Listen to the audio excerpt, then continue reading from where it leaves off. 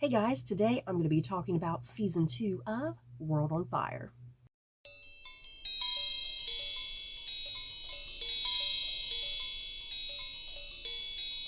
So, before I head into my thoughts and feelings on Season 2 of World on Fire, quick disclaimer, this video is most likely going to be dealing with some spoilers of some sort.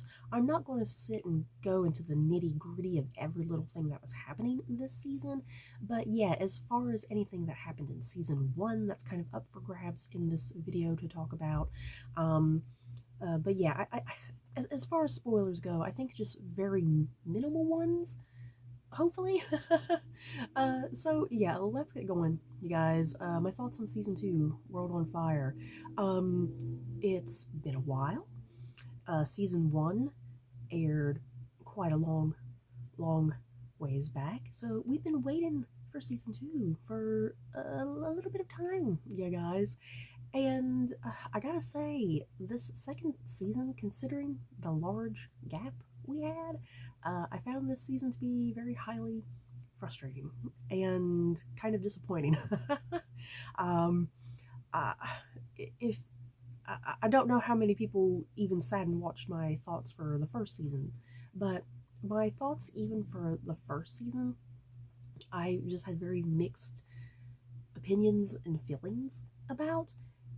Maybe this show just isn't entirely for me. I honestly don't know. It's like I do like the show to some extent, you know? I mean, why would I bother watching it if I just totally hated it? I do like it for what it is, but there's just still things about it that's frustrating, and I think more than anything, this show has so much fabulous potential, and I feel like it's not meeting that potential, if that makes sense. But yeah, let's get going into some further thoughts here. What exactly was happening this season? Let's see. We had 6 episodes this season, and that's that. Let's start there with the 6 episodes.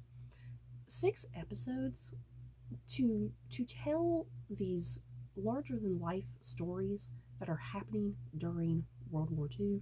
6 episodes is just not enough, you guys. And that was my big problem even with season 1, because season 1 I think we did have like 7 episodes. It's like I wish these seasons were more like 10 episodes so you really can get a firm grasp of this world and these characters and the stories and the plots that they're a part of. The short amount of episodes is not doing this show any favors, in my opinion. So yeah, we had 6 episodes this season. We are in 1940. I want to say we got into 1941 at some point in this season, but I could be mistaken.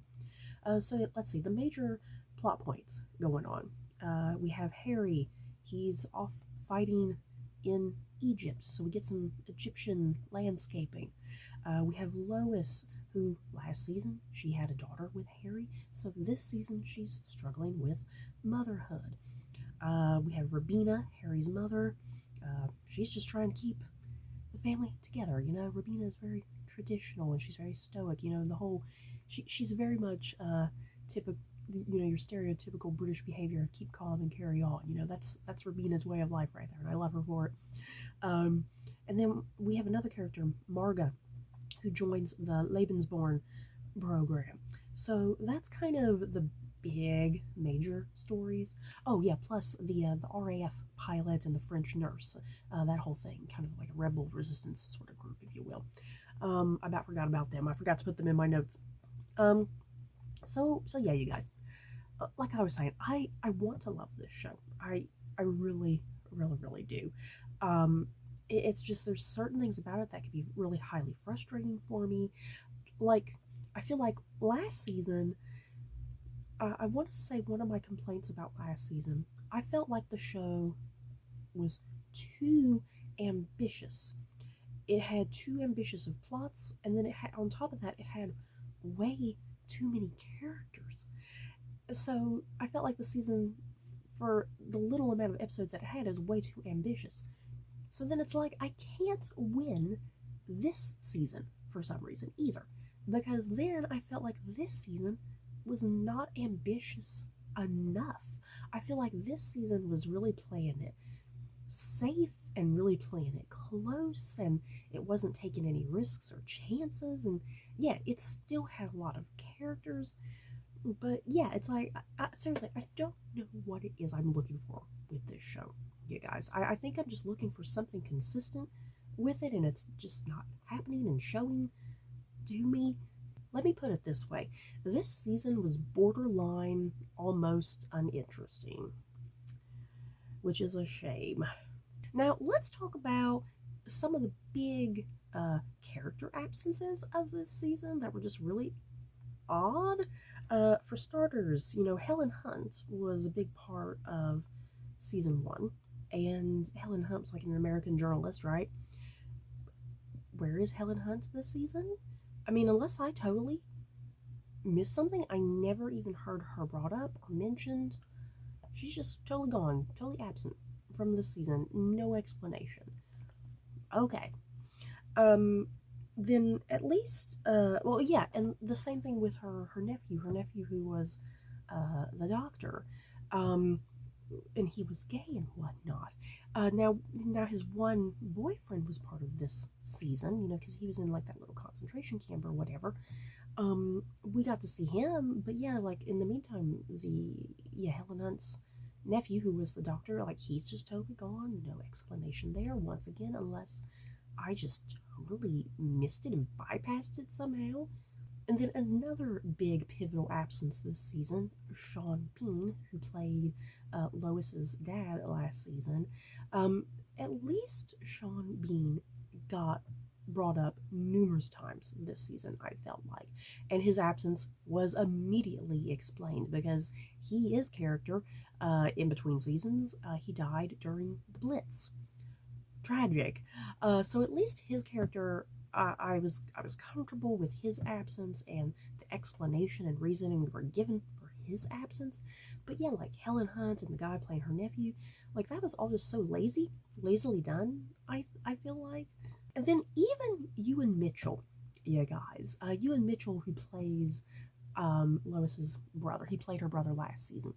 I was actually really looking forward to him this season because in the meantime, in between seasons, Ewan Mitchell done got on House of the Dragon and became a very popular character on House of the Dragon. So I was really excited to see him pop up on this season of World on Fire. But yeah, his character was literally in like one episode and he was in and out so fast, and that was kind of it. And then he was never brought up again for the rest of the season. So, I mean, I guess even his absence could almost be explained. Yeah, Ewan Mitchell's just totally busy off doing, House of the Dragon, which is probably the better show for him at the moment compared to this show. As far as my personal favorite plotline this season, it probably was, quite honestly, Kajia's story arc. She was with the character Sir James, played by Mark Bonar. Sir James was sent there recruiting Kaja, to the cause, to be a spy and whatnot. I really enjoyed Kaja's story this season, which is funny because I didn't particularly like her character or her story that much last season, weirdly enough. But I really like Kaja this season and her involvement with Sir James and her being used as part of the spy network, and her going to that one Polish woman and all that drama that went down, Kaja being I think Kaja being one of the better developed characters in some ways, being ripped away from her home, her family being ripped away from her. All she has left is Jan, and she's in a foreign country. She's with her mother-in-law, who she just doesn't understand. Does Harry even love her? Jan is going through his own ordeal, that she can't quite help with, and Kaja's dealing and coping with a lot of inner trauma and inner demons, and her plot was far and away the best plot, and her character, I think, was far and away one of the best characters this season. And then speaking of Sir James really quickly, I definitely really liked the addition of his character this season. He was super fun. I loved his romantic interactions with Robina. Seriously, Leslie Manville. I love Leslie Manville on this show. She's just so brilliant. She's a badass. Like I said, she kind of has the stereotypical British keep calm, carry on attitude with this war, and she's very traditional, and she's trying to keep the family together, and she's trying to have some sense of normality and stability in a time that has no normality or stability. I liked her little. I liked Robina and Sir James, their little back and forth with one another, and yeah, Robina's just whole attitude the whole season was wonderful. I loved it. Now, let me tell you what story I did not really particularly care for this season. That was Harry's story in Egypt. This had potential to be a really thrilling, exciting, intense chunk of the show, but I don't know, because of like the bad CGI going on, you guys, I found the CGI to be very, very distracting in Egypt. It's like there were some times that things looked realistic and practical, but I think for the most part, you could tell that they were on like sets with like green screen or something, because like there was just something about the color balance that was really weird in Egypt at times. So yeah, I found a lot of that stuff in Egypt to be not really interesting, unfortunately. Now, that being said, I did like the new character of Rajib, I think is his name. I really liked the character of Rajib and his interactions with Harry once him and Harry kind of hook into each other's lives and whatnot. Yeah, Rajib was just a really fascinating character in general because, you know, he's trying to protect his country, protect his men, but he's also serving under the British and whatnot, and he's trying to be seen as like a legit officer, and he wants to be seen and respected, and he's not getting that respect. The British are kind of looking down on him just because he's Egyptian and whatnot. So I really liked Rajib's story and function, at least. Even though the Egyptian stuff was not my favorite things going on this season, it's like I still liked his character in there. And then yeah, Harry, it's like Harry had some good stuff going on this season, but it almost felt like they just didn't really know what to do with Harry. Was it just me? I just felt like Harry could have had something more interesting going on. I don't know. And don't get me started on Lois, you guys. I feel like Lois had nothing to do all damn season. Either I found Lois to be very frustrating. She just up and left Vera, her daughter, She just left her. And then later she feels guilty that she leaves her. And it's like I understood, it's like I was on Rubina's side, to be quite honest. I was on Rubina's side, like, hey, I'm taking care of my granddaughter because you just up and abandoned her, your daughter needs a loving, stable home. So yeah, I was totally in support of Rubina, you guys. Maybe that's wrong with me, I don't know. But yeah, I just found Lois to be incredibly frustrating this season. Like the writers had absolutely no idea what to even do with Lois. And yeah, it's like Lois and Harry would have some nice moments together and kind of throw Kaja in there, but they were just so quick-lived. And then yeah, we had the RAF pilot David and the French nurse Henriette. They were really cute. I think after Kaja's storyline, I think David and Henriette, I think they were probably my next favorite story, because at least their story felt like it was kind of having some sort of forward momentum, which is what I felt like a lot of this season was missing, was just a lot of forward momentum. And then Marga, you guys, I do want to end here on Marga really quickly.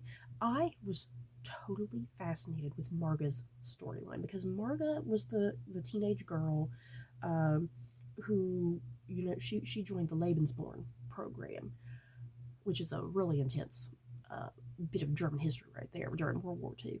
I found Marga to be absolutely fascinating, like her whole indoctrination into the Nazi Party and whatnot, and her total belief into the Lebensborn program, and like what she thought was doing was right. I wish the show could have focused more on Marga, because I found her to be so totally compelling and fascinating, and especially just where it ends there at the end of the season with her. And yes, she was like missing in several episodes as well. Like once again, the show was only 6 episodes. She was missing in like 2 or 3 of them, I feel like. I found her character to be so fascinating. I wish they could have focused and centralized on that a little bit more. Really delved into that program in deeper detail, I think. So yeah, I mean that's pretty much it for my thoughts for this season, you guys. I honestly just don't really have too much to say. I found a lot of this season to be highly frustrating. Once again, I think Kaja had the best storyline, the best character development, and then I found Marga to be fascinating. And then, yeah, David and Henriette, I really liked their story. Yeah, I love Rabina, as always. But yeah, like, Harry and Lois were just so terribly boring this season, you guys, which is a shame because it's like they're good actors. You know, they're really great actors. But yeah, the show is just not giving them anything to do, unfortunately. Yeah, even though I found this season to be really rough to kind of get through, to be quite honest, I'm still here for the ride. You know, I like the concept of the show that each season is going to focus on like a year of World War II, and I like that the show's focusing on these smaller aspects of the war. You know, these smaller stories, these smaller characters, you know, that you often don't get to see have a voice within the World War II narrative and whatnot. Um, so yeah, that being said, I'm still looking forward to season 3. I'm hoping maybe next season or seasons to come, maybe we'll get like a Japanese character somewhere in there, a Russian character. Yeah, because we've not touched on Japan or Russia yet, I don't think. Yeah, maybe Helen Hunt will reappear at some point. Who knows? So, guys, that is it for my thoughts and feelings on World on Fire Season 2. In the comments below, it will definitely let me know if you have seen this season and how you thought about it, because maybe it's just me. Maybe other people are enjoying this show just way better than I am. Let me know what I'm missing. Maybe I'm just totally out of the loop and I'm just missing and misinterpreting something about this show. I don't know. But yeah, let me know your thoughts about Season 2 of World on Fire. That's it for this video. Don't forget to like, comment, and subscribe. And if you like this video, you may like these other videos. Bye, guys.